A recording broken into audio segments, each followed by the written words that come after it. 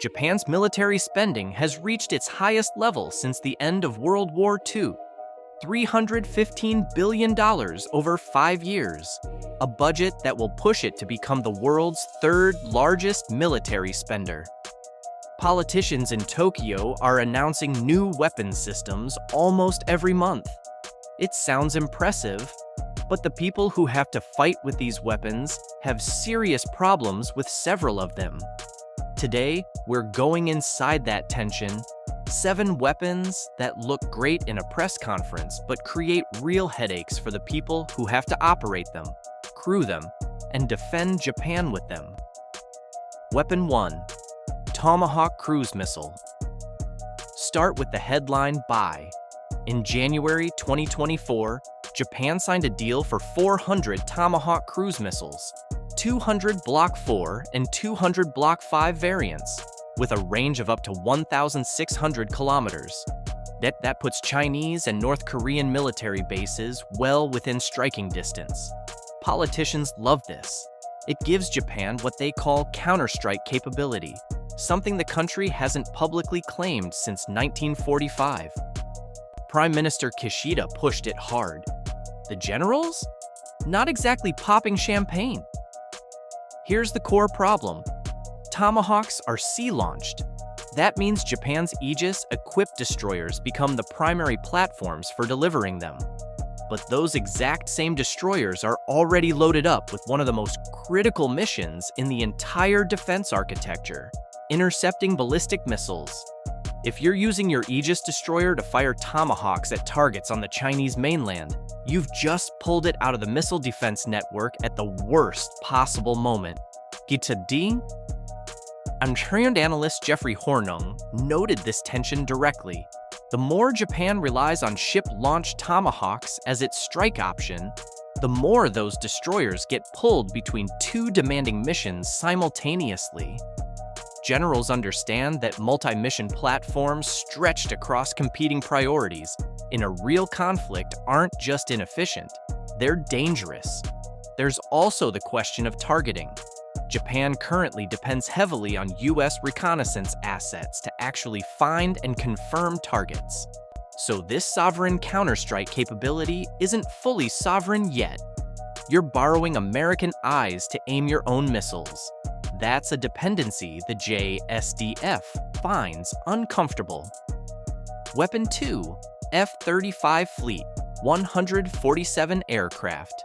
Japan is buying 147 F-35s, including 42 F-35B short takeoff and vertical landing variants. That will give Japan the largest F-35 fleet outside the United States. The political optics are obvious.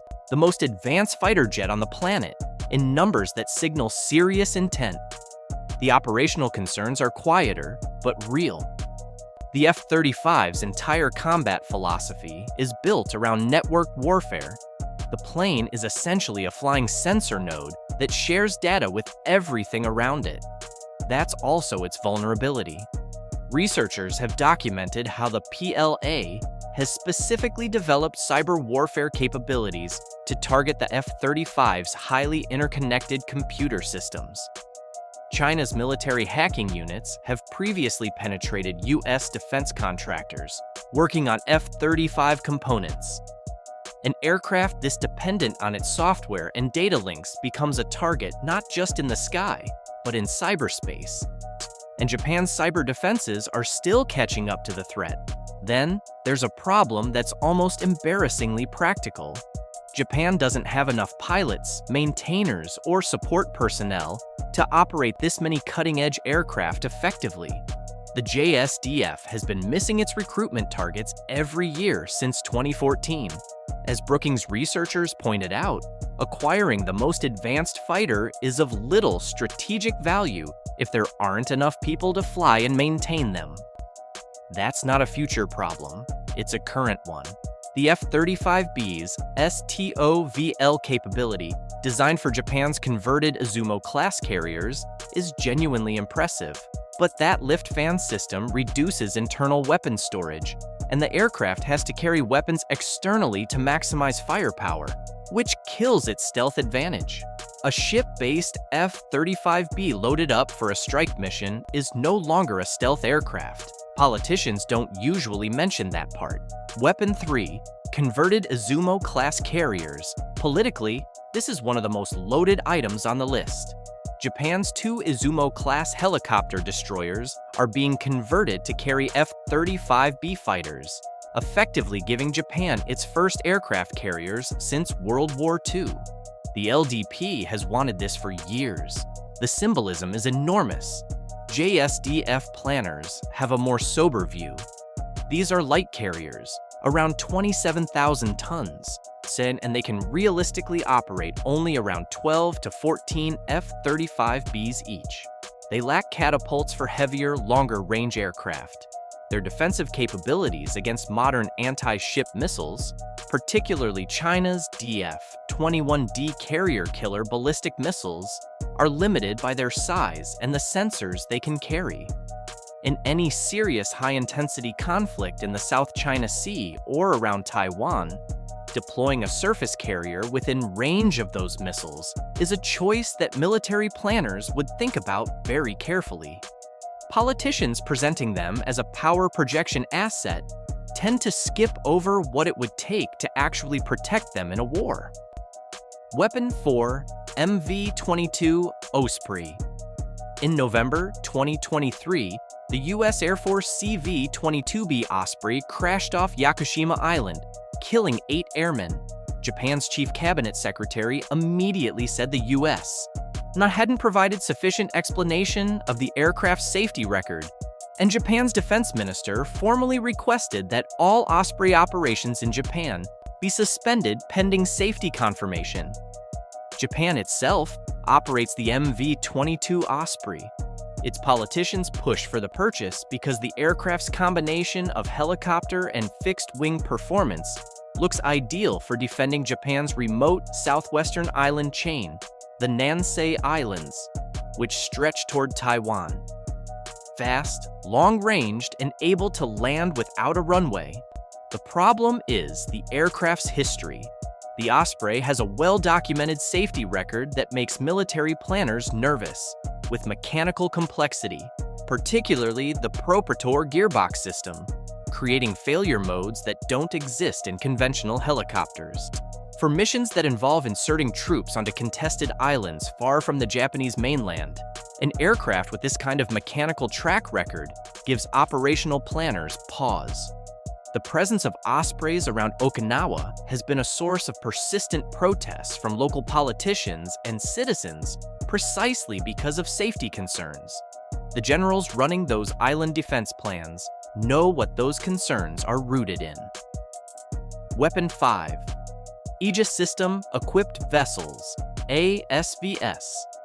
When Japan canceled the Aegis Ashore land-based missile defense program in June 2020, itself a decision that caught U.S. defense officials off guard. It promised to replace that capability with 2 new large destroyers.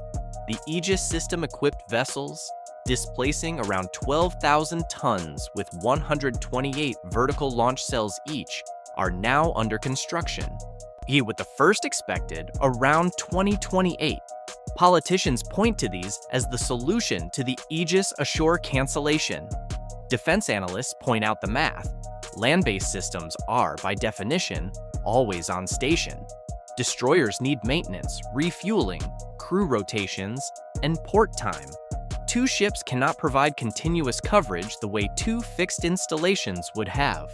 Additionally, the U.S. security community was not happy about the Aegis Ashore cancellation. It would have freed up destroyers to concentrate on China's naval challenge in the southwest. Now, those new vessels are being asked to do missile defense and, potentially, serve as platforms for Tomahawk strikes. That's a lot of competing requirements on 2 ships that won't even be in the water until the end of this decade. Weapon 6, the FX/GCAP. Next generation fighter Japan, the United Kingdom, and Italy are co-developing the next generation Global Combat Air Program fighter targeted for delivery in the 2030s. Japan's politicians see this as a landmark moment, proof that Japan has rejoined the premier league of defense manufacturers, and a vehicle to export weapons abroad for the first time under newly loosened export rules. The JSDF's concerns are subtler. First, this is a 2030s aircraft, and the threat environment is now. Japan is simultaneously trying to manage a 2020s crisis with its F-35 fleet while investing in a 2030s solution, and the gap between those timelines is real. Second, Japan has never actually produced a frontline multi-role combat aircraft through to full production before. The Mitsubishi X2 demonstrator flew in 2016, but it was a technology demonstrator, not an operational aircraft. The institutional manufacturing and systems integration experience required to deliver a sixth-generation stealth fighter on schedule, on cost, while sharing development with two other nations across different industrial systems. That's an enormous challenge. Military planners quietly worry about schedule slippage eating into the operational window. Weapon 7, the improved Type 12 surface-to-ship missile. On the surface, this one looks like a pure win. Japan's improved Type 12 is being billed as a domestically developed answer to China's naval expansion, a land-based anti-ship missile with a range being pushed from the original 200 kilometers all the way to 900 to 1,200 kilometers. Eventually, potentially 1,500. That would cover virtually the entire East China Sea from launchers based in Okinawa. Politicians love this story. A sovereign, homegrown, long-range strike weapon that doesn't require Japan to beg Washington for another foreign system. The generals are happy to have it, but how Japan is actually deploying it is where things get uncomfortable. In December 2023, Defense Minister Minoru Kihara announced the JSDF would deploy the upgraded Type 12 a full year earlier than planned, moving the timeline up to fiscal year 2025. That sounds good until you understand what it means operationally. The deployment was accelerated. The training infrastructure was not. Here's the problem. Japan is a small, densely populated island nation. Its existing domestic missile ranges simply cannot contain the test firings for a weapon with a range of up to 1,200 kilometers. All live-fire testing of the improved Type 12 has had to be conducted overseas at the Pacific Missile Range facility in Hawaii and the Beecroft Weapons Range in Australia. That's not a temporary inconvenience. It's a structural limitation on how often JSDF missile units can actually train with the weapon system they're being handed. Kyoto Naval News reported this directly. Not all JSDF units get the opportunity to participate in overseas live-fire training. Some missile regiment personnel are being equipped with a system they have had very limited chances to actually fire. Japan's Ministry of Defense has acknowledged this enough that they're now planning an entirely new missile range on the remote island of Minamitorishima, 1,800 kilometers southeast of Tokyo, accessible mainly by ship or small aircraft, just to create a domestic training option. That facility doesn't exist yet. So here's what the generals are actually managing on the ground. The improved Type 12 is being deployed to the 5th Surface-to-Ship Missile Regiment in Kumamoto, then to units in Oita and Okinawa in subsequent years. Then these regiments are receiving one of the most capable anti-ship missile systems in the world, with range and stealth characteristics that rival Western equivalents, while simultaneously being constrained in their ability to train with it in realistic conditions at home. The politicians got to announce the deployment on schedule. The operational readiness gap that comes with that schedule is someone else's problem. There's also the targeting chain question. An 1,100-kilometer anti-ship missile is only useful if you can actually find and track enemy ships at that range in real time. That requires sensor fusion from maritime patrol aircraft, space-based surveillance, and island radar networks that are still being integrated. The missile is outpacing the targeting architecture designed to cue it. Do generals understand that a long-range weapon with degraded situational awareness isn't a precision strike capability? It's an expensive gamble. None of this means Japan is wrong to rearm. The security environment around the country is genuinely alarming, and the defense buildup is a rational response to a real threat. But there's a gap between the weapons a politician announces at a podium and the weapons a general wants to fight a war with. That gap usually comes down to the same things it always has: people, logistics, and hard operational choices that don't make for clean press releases.